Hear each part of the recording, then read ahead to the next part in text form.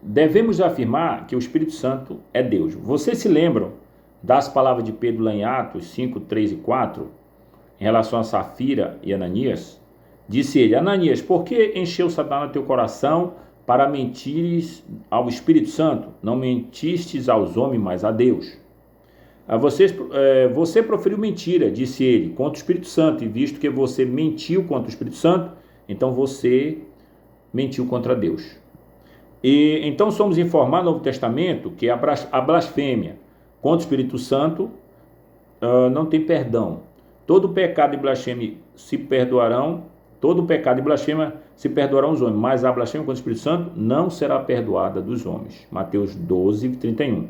E vocês verão a mesma coisa nas passagens paralelas. Temos também a fórmula do batismo encontrado no Evangelho de Mateus, batizando em nome do Pai, do Filho e do Espírito Santo, Mateus 28, 19. E a bênção apostólica: a graça do Senhor Jesus Cristo, o amor de Deus, e a comunhão do Espírito Santo seja com todos vós. Amém. 2 Coríntios 13, 13. Portanto, vejam vocês, a Bíblia assevera que o Espírito Santo é Deus, da mesma forma que o Pai e o Filho também. Há ainda muitos outros exemplos na Escritura, onde as três pessoas só referem uma a outra. Vocês encontrarão Nosso Senhor fazendo referência a outro Consolador, João 14, 16, a quem ele e o Pai iriam enviar, e assim por diante. Há aqueles que têm tentado negar a doutrina da Santíssima Trindade. Desta forma, não há três pessoas. Dizem que há somente uma pessoa, né?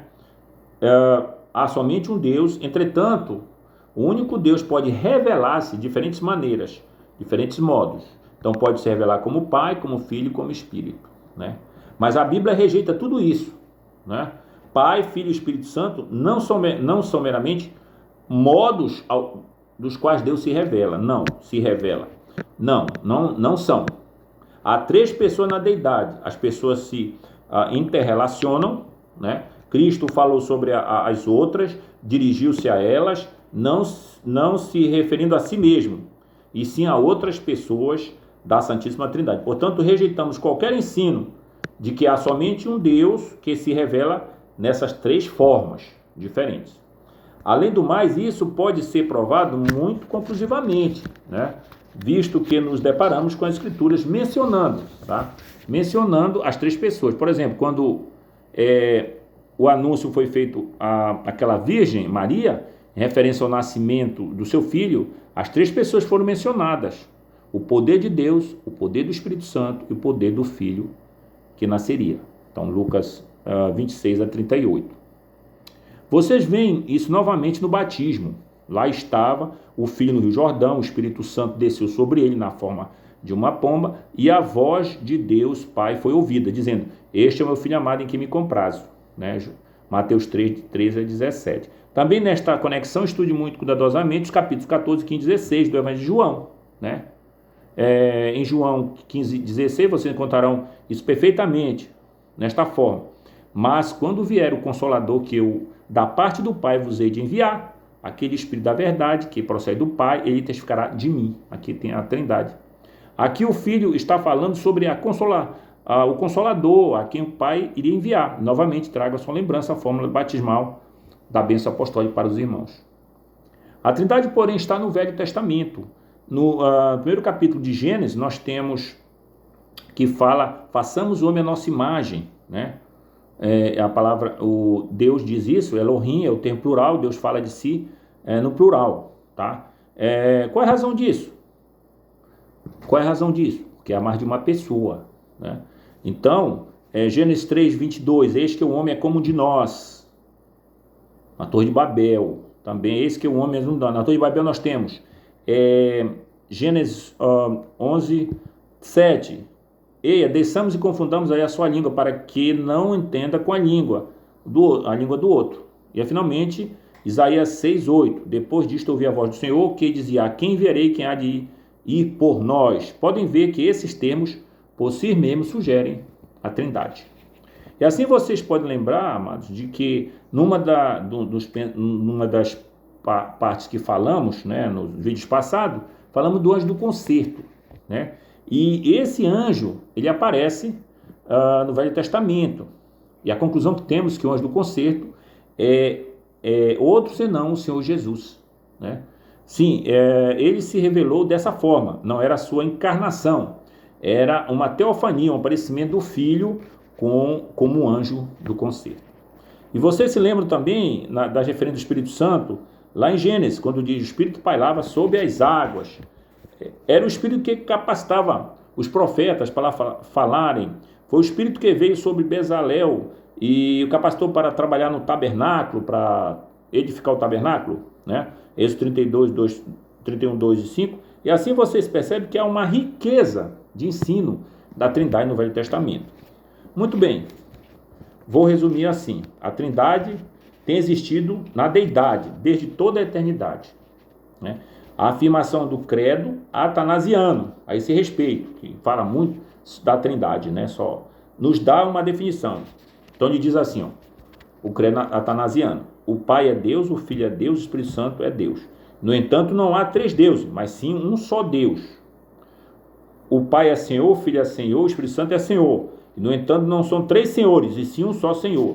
Na verdade, né, como somos compelidos pela verdade cristã, reconhecemos que cada pessoa por si mesmo é Deus e cada pessoa é Senhor. Assim somos proibidos pela mesma verdade de afirmar que há três deuses e três senhores, certo?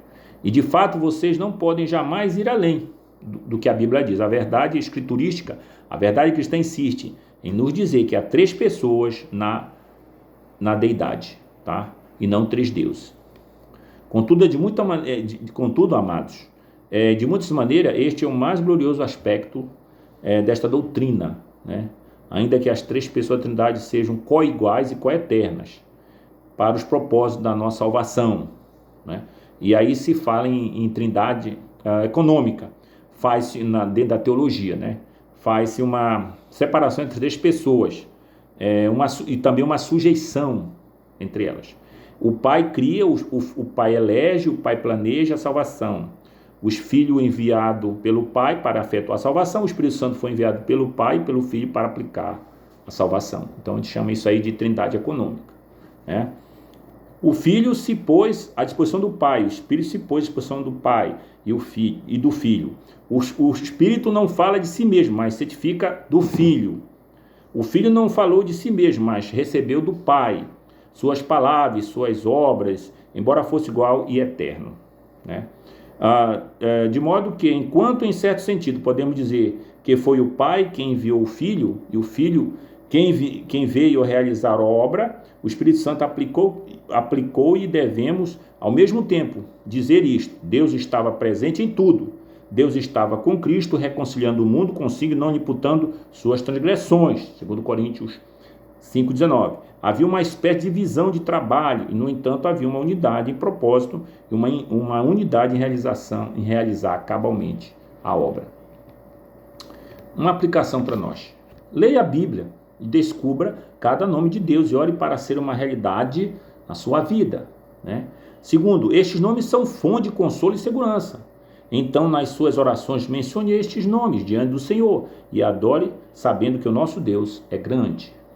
E terceiro, peço-lhes com sinceridade que não tente entender tudo isso com a minha mente, né? Cumpre-nos receber humildemente como criancinhas, a verdade como nos é revelada. Cumpre-nos postar-nos em culto, em adoração e espanto. Ela está muito além de nós, porém é verdadeira. E ela é plenamente verdadeira de uma forma especial para nós e para a nossa salvação. Amados, eu tenho usado, né, eu tenho recitado uma liturgia trinitariana, né, de manhã nas minhas orações, tá? No começo. Então, essa é a liturgia trinitariana. Deus Todo-Poderoso e Eterno, Criador e Sustentador do Universo, eu te adoro. Senhor Jesus Cristo, Salvador e Senhor do mundo, eu te adoro. Santo Espírito, Santificador do povo, eu te adoro. Glória ao Pai, ao Filho e ao Espírito Santo, tal como era no princípio, é agora e será para sempre, até o final dos tempos. Amém. Pai Celestial, peço-te que neste dia eu possa viver em Tua presença e agradar-te mais e mais. Senhor Jesus Cristo, peço que neste dia eu possa tomar a minha cruz e te seguir. Espírito Santo, peço que neste dia teu fruto possa amadurecer minha vida. Amor, alegria, paz, paciência, bondade, mansidão, fidelidade, generosidade e autocontrole. Santa, bendita e gloriosa Trindade, 3 pessoas em um único Deus, tem misericórdia de mim. Amém. Então, essa é a liturgia trinitariana que eu tenho a recitar de manhã para adorar o Senhor. Amém, amados.